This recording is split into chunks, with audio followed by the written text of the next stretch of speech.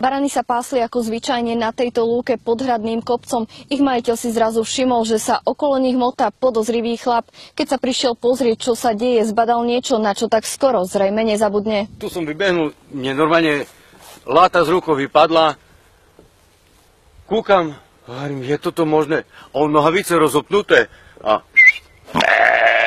Pán Marián bol z toho, čo videl v šoku. Sám nevedel, čo robiť. Muža, ktorý sa vraj uspokojoval na jeho baranovi, napokon odohnal. Som ho chytil po zadku, som mu dal, jak mi mydlil barana. Polícia prípad vyšetruje ako priestupok proti verejnému poriadku.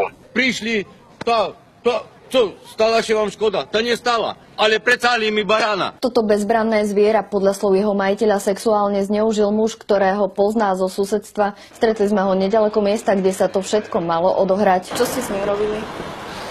Nič také konkrétne. A on že vraj videl niečo konkrétne.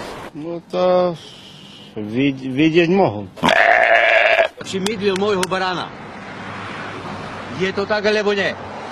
Teraz rečuť, priznaj, že... Je to pravda? No však on to tak tvrdí, no to... A čo tvrdíte vy?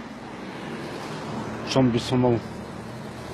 Podozrivého muža policajti vypočuli a ten sa ku skutku priznal. Je to normálne? Keď on na barana šezla komi?